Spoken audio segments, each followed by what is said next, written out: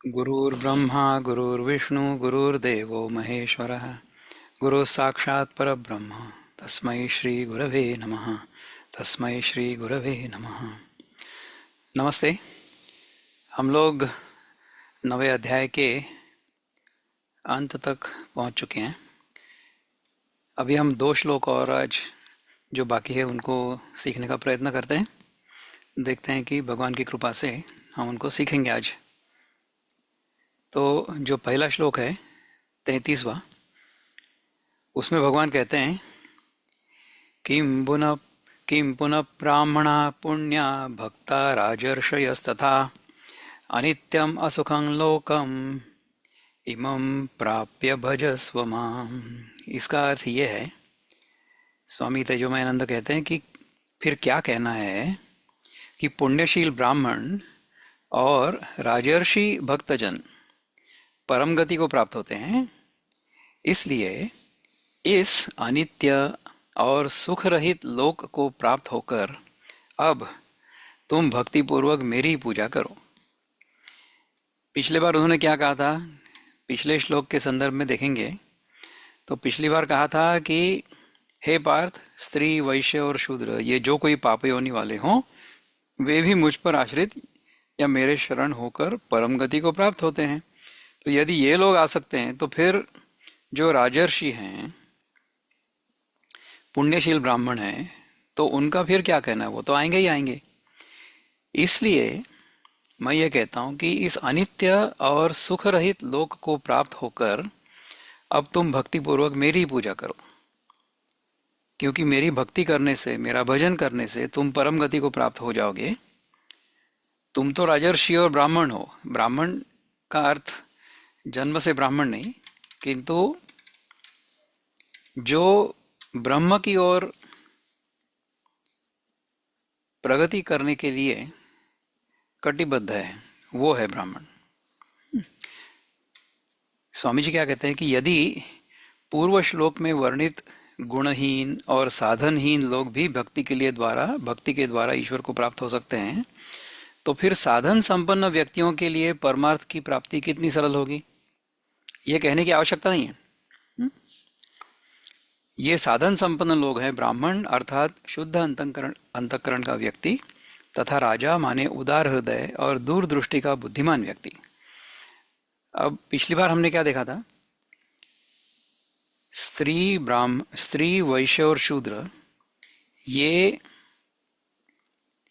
पापी हैं ऐसा समझा जा सकता है शब्दार्थ से, किंतु ऐसा नहीं है। उन शब्दों के पीछे जो भावार्थ है, जो लक्ष्यार्थ है, उसकी ओर भगवान इशारा कर रहे थे। तो इस बार भी वही है। यहाँ पर ब्राह्मण और राजर्षि ये जो कहा गया है, तो यहाँ स्वामी जी समझा रहे हैं हमको कि ब्राह्मण वो है जिसका अंतःकरण शुद्ध है, वो ब्राह्मण है। ब्राह्मण कुल में जन्म होने से व्यक्ति ब्राह्मण नहीं हो जाता है। ब्राह्मणत्व के गुण यदि नहीं दिखाई दे रहे हों तो ब्राह्मण कुल में जन्म होकर भी ब्राह्मण कहलाने लायक नहीं है ना। उसी प्रकार से जो राजर्षि है वो उदार हृदय वाला, इस प्रकार का उसका वर्णन कर रहे हैं। साधन संपन्न का अर्थ है कि जिनके पास भगवान का भजन न करने के लिए कोई एक्सक्यूज नहीं है। हमारे पास तो सब कुछ उपलब्ध है, साधन संपन्न है, we are well equipped with all kinds of tools at our hand. तो ये यदि हम नहीं करेंगे, साधन संपन्न होने के बाद भी यदि हम भगवान का भजन नहीं करेंगे, उनका स्मरण नहीं करेंगे, तो हमारे जैसे दुर्भाग्यशाली हम ही रहेंगे। राजा माने उदार हृदय और दूरदृष्टि का बुद्धिमान व्यक्ति। जिस राजा ने बुद्धिमत्ता पूर्वक अपनी राजसत्ता एवं धन वैभव का उपयोग किया हो, वो आत्मानुसंधान के द्वारा वास्तविक शांति का अनुभव प्राप्त करता है। तो इसका जो उदाहरण है वो है जनक महाराज। जनक महाराज का उदाहरण हमेशा दिया जाता है कर्मयोग के लिए कि वो कर्मयोगी थे। दूसरा उदाहरण क्या देखेंगे हम? दूसरा उदाहरण होगा भरत महाराज का। भरत जी ने राज्य किया, किंतु मेरा राज्य है ऐसा समझकर नहीं किया। उन्होंने राज्य किया, मेरे भाई का राज्य है, उन्होंने मुझे राज्य का उत्तरदायित्व सौंपा था वनवास जाने से पहले। तो उनकी आज्ञा के अनुसार उनकी पादुकाओं को मैं सिंहासन पर रखकर एज ए ट्रस्टी मैं उनका केवल उत्तरदायित्व निभा रहा हूँ। ये राज्य मेरा नहीं। कर्मयोग है किंतु उसमें कोई भी आसक्ति नहीं है। राज्य तो कर रहा है भरत, किंतु वो राजा नहीं है, वो सेवक है। अभी हमारे प्रधानमंत्री भी कहते हैं कि हम प्रधान सेवक हैं, प्रधानमंत्री नहीं। प्रधानमंत्री कोई राजा नहीं होता है, प्रधानमंत्री जनता का सेवक होता है। उसी प्रकार से भरत जी महाराज, जनक महाराज, ये राजर्षि थे, ये राजा थे, किंतु ये आध्यात्मिक दृष्टि से देखेंगे तो अत्युच्च स्थान पर बैठे थे। ऐसे राजा को राजर्षि कहते हैं। कौन सा राजा? जिस राजा ने बुद्धिमत्ता पूर्वक अपनी राज सत्ता एवं धन वैभव का उपयोग किया हो, वो आत्मानुसंधान के द्वारा वास्तविक शांति का अनुभव प्राप्त करता है। यदि ये राज्य मेरा है, इस प्रकार से राज्य किया, तो ये राज्य कब चला जाएगा इसकी चिंता मुझे खाए जाएगी। तो फिर मैं शांति का अनुभव प्राप्त नहीं करूंगा। शांति का अनुभव मैं तभी प्राप्त करूंगा जब मैंने अपने राजा होने का कर्तव्य ठीक से पालन किया है। ऐसे राजा को ही राजर्षि कहते हैं। सब प्रकार के संभावित बुद्धि और हृदय के लोगों का वर्णन करके और आत्मज्ञान के लिए सबको उपयुक्त साधना का विधान करने के पश्चात अब भगवान इस प्रकरण का उपसंहार करते हुए कहते हैं कि इस अनित्य और सुख रहित लोक को प्राप्त करके अब तुम मेरा भजन करो। यदि हम में से किसी को ये बताया जाए या पूछा जाए कि यहाँ की तुम्हारी यात्रा अब समाप्त, you are going to leave this world today, will anybody be happy? भगवान कहते हैं कि ये जगत जो है ये अनित्य है और असुख का लोक है। अनित्य लोक है और असुख का लोक है, किंतु हमें तो ऐसा लगता है कि हमें यहीं रहना है।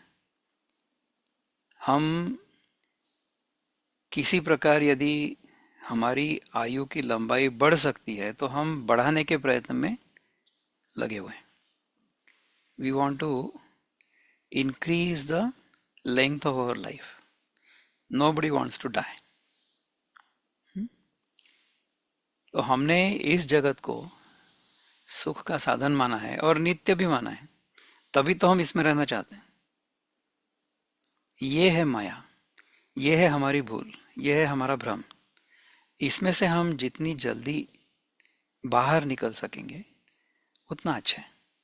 तो भगवान स्वयं कह रहे हैं कि ये जो अनित्य और असुखी लोक है उसमें से जितनी जल्दी बाहर निकल सको उतना अच्छा है, तो निकलना चाहिए।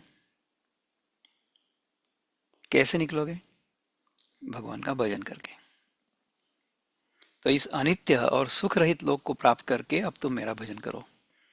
अर्जुन के निमित्त दिया गया उपदेश हम सबके लिए ही है, क्योंकि यदि श्री कृष्ण आत्मा का प्रतिनिधित्व करते हैं तो अर्जुन उस मनुष्य का प्रतिनिधि है जो जीवन संघर्षों की चुनौतियों का सामना करने में अपने आप को असमर्थ पाता है। ऐसा कौन है? हम सभी हैं। असंख्य विषय, इंद्रियां और मन के भाव, इनसे युक्त जगत में ही हमें जीवन जीना होता है। ये तीनों ही सदा बदलते रहते हैं। स्वाभाविक ही इंद्रियों के द्वारा विषयोपभोग का सुख अनित्य ही होगा और दो सुखों के बीच का अंतराल केवल दुखपूर्ण होगा। एक सुख हमने भोगा है, उसके बाद में जब दूसरा सुख भोगेंगे उसके बीच में जो अंतराल होगा, द इंटरवल, अंतराल means interval between two episodes of सुख, उसमें तो दुख ही होगा ना, क्योंकि सुख के विरुद्ध क्या है, जब सुख नहीं होगा तो दुख होगा।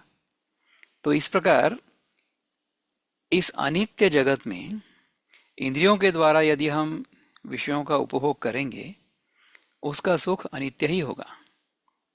आशावाद का जो विधेयात्मक और शक्तिप्रद ज्ञान गीता सिखाती है, उसी स्वर में भगवान श्री कृष्ण यहाँ कहते हैं कि ये जगत केवल दुख या गर्त या निराशा की खाई या एक सुख रहित क्षेत्र है। फिर से पढ़ता हूं मैं। आशीर्वाद का जो विधेयत, आशावाद कहने आई एम ऑलवेज होपफुल, आशावाद का जो विधेयात्मक और शक्तिप्रद ज्ञान गीता सिखाती है, उसी स्वर में भगवान कहते हैं कि ये जगत केवल दुख का गर्त या निराशा की खाई या एक सुख रहित क्षेत्र है, यहाँ सुख नहीं है। भगवान श्री कृष्ण अर्जुन को उपदेश देते हैं कि इस अनित्य और सुख रहित लोक को प्राप्त होकर अब उसको नित्य और आनंद स्वरूप आत्मा की पूजा में प्रवृत्त होना चाहिए। सो इस जगत से पूर्णतः वैराग्य और जो हमारा स्वरूप है उसके प्रति हमने प्रवृत्त होना है। इस साधना में अर्जुन को प्रोत्साहित करने के लिए भगवान ने यह कहा है कि गुणहीन लोगों के विपरीत जिस व्यक्ति में ब्राह्मण और राजर्षि के गुण होते हैं, उसके लिए सफलता सरल और निश्चित होती है या होनी चाहिए। हमारी समस्या क्या है कि हम इतने सुखी हैं और सुख के इतने अभ्यस्त हैं, सुख में इतने आसक्त हैं कि हमें इसी में रहना अच्छा लगता है। हमें इसके आगे हमारा जो स्वरूप है उसका ध्यान ही नहीं है। हमें यह समझ ही नहीं आ रहा है कि सुख का स्रोत हम स्वयं हैं, सुख हमारे अंदर है, सुख बाहर नहीं है। किंतु हम विषयों के उपभोग में इतने लिप्त हैं, जो हमें पहले बताया था ना दूसरे अध्याय में भगवान ने, ध्यायतो विषयम पुंसा संगस्तेषु उपजायते, उसमें हम फंसे हुए हैं। क्योंकि हमारे मन से विषय निकलते ही नहीं है, विषयों में इतने हम आसक्त हैं कि हमें इसी में सुख है ऐसा लगता है। इस प्रकार के भ्रम में हम जब तक रहेंगे तब तक हम इसी में फंसे रहेंगे, क्योंकि हमें यह सत्य लग रहा है। इससे आगे जाने के लिए कह रहे हैं भगवान। वो कह रहे हैं कि ब्राह्मण और राजर्षि के गुण होते हैं, उसके लिए तो सफलता सरल और निश्चित होती है, होनी चाहिए हम जैसे लोगों के लिए, क्योंकि हमारे जीवन में कमी नहीं है कोई भी। हमारे जीवन में भौतिक सुविधाएं प्रचुर हैं, अच्छी मात्रा में। फिर भी हम यदि इसमें प्रवृत्त नहीं होते हैं तो हमारे जैसे दुर्भाग्यशाली हम ही होंगे। इसलिए भक्तिपूर्वक मेरी पूजा करो। हे मेरे प्रभु, जब मुझे युद्ध भूमि में शत्रुओं का सामना करना हो तब मैं आपकी पूजा किस प्रकार कर सकता हूँ। अब अर्जुन के मन में, वो तो युद्ध भूमि में खड़ा हुआ है, तो युद्ध भूमि में मैं तुम्हारी पूजा कैसे करूं? अभी तो मैं तो युद्ध करने के लिए आया हूं, फिर मैं यहाँ बैठकर पूजा करूंगा, भजन करूंगा, ऐसा कैसा होगा? तभी अर्जुन पूछने वाले हैं इसके आगे वाला प्रश्न। तो ये तो सरल था समझने में। हम दूसरा श्लोक ले लेते हैं इसके आगे वाला और फिर उसके बाद में चिंतन करते हैं थोड़ा। तो जो अंतिम श्लोक है इस अध्याय का वैसा है, मन्मना भव मद्भक्तो मद्याजी माम नमस्कुरु मामयि वैश्यसि युक्त्वैव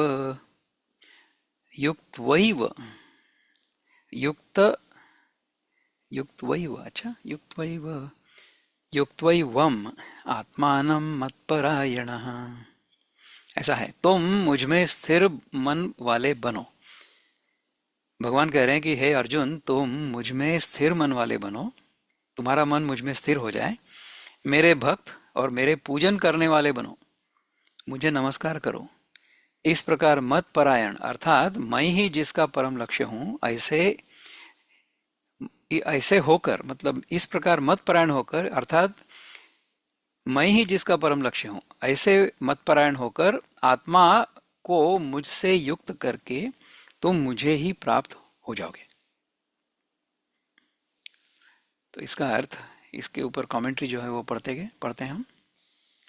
ये श्लोक संपूर्ण अध्याय का सुंदर सारांश है, क्योंकि इस अध्याय के कई अन्य श्लोकों पर ये काफी प्रकाश डालता है।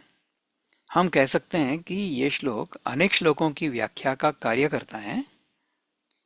वेदांत के प्रकरण ग्रंथों में आत्म विकास एवं आत्म साक्षात्कार के लिए सम्यक ज्ञान और ध्यान का उपदेश दिया गया है।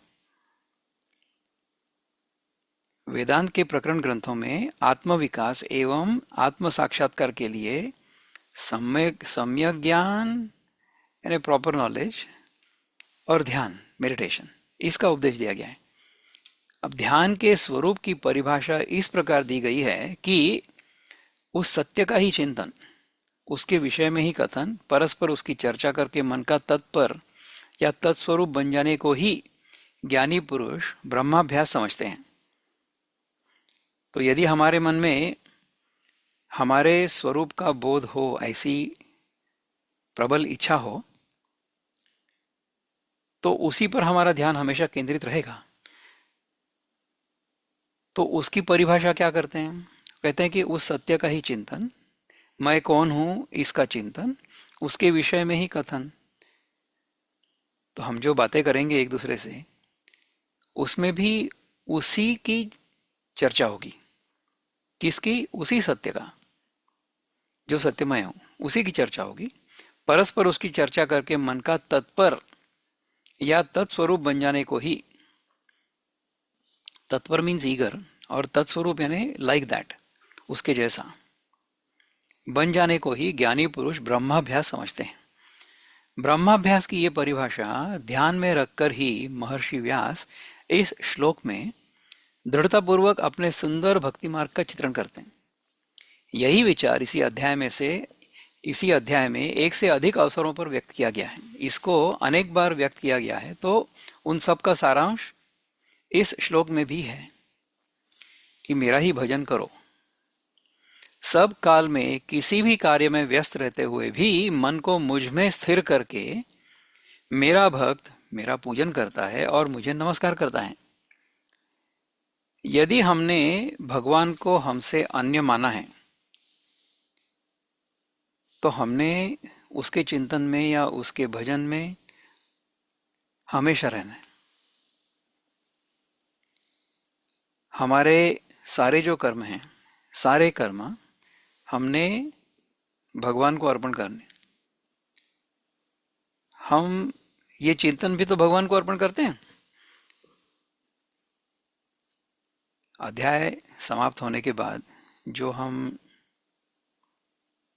प्रार्थना करते हैं, उसमें तो अंतिम शब्द कौन सा है? अंतिम शब्द है श्री कृष्णार्पणमस्तु।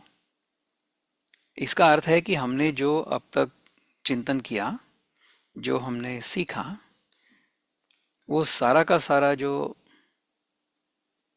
हमारा चिंतन था, हमारी जो साधना थी, वो सारी साधना, सारा चिंतन, सारा कर्म और कर्म का फल, ये सारा हमने श्री कृष्ण को अर्पण कर दिया।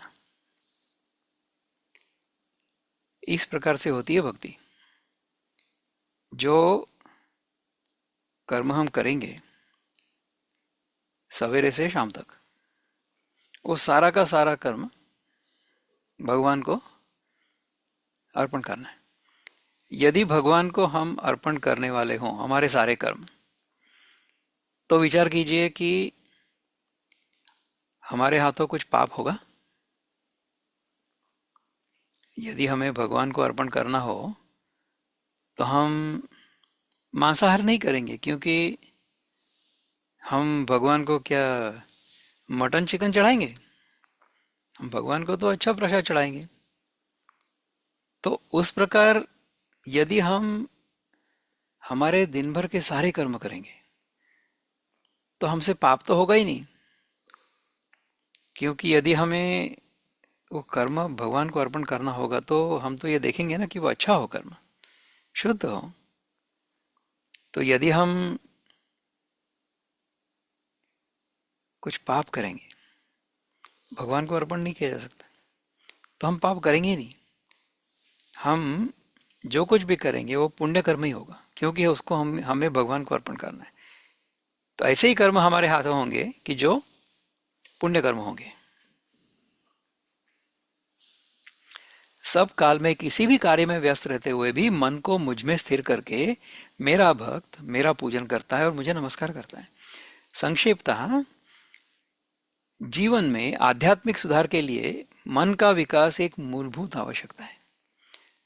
आध्यात्मिक सुधार के लिए हमारे मन का विकसित होना अत्यंत आवश्यक है। यदि वास्तव में हम आध्यात्मिक विकास करना चाहें तो बाह्य दशा या परिस्थिति, हमारी आदतें, हमारा भूतकालीन या वर्तमान जीवन कोई भी बाधक नहीं हो सकता है। यदि वास्तव में हम आध्यात्मिक विकास करना चाहें तो बाह्य दशा या परिस्थिति, हमारी आदतें, हमारा भूतकालीन या वर्तमान जीवन कोई भी बाधक नहीं हो सकता है। प्रयत्न पूर्वक ईश्वर स्मरण या आत्मचिंतन ही सफलता का रहस्य है। प्रयत्न पूर्वक ईश्वर स्मरण या आत्मचिंतन, यही सफलता का रहस्य है। इस प्रकार जब तुम मुझे परम लक्ष्य समझोगे तब तुम मुझे प्राप्त होगे। ये श्री कृष्ण का अर्जुन को आश्वासन है। वर्तमान में हम जो कुछ हैं वो हमारे संस्कारों के कारण है। शुभ और दैवी संस्कारों के होने पर हम उन्हीं के अनुरूप बन जाते हैं, और यदि उसके उल्टे होंगे संस्कार तो हम उल्टे हो जाएंगे।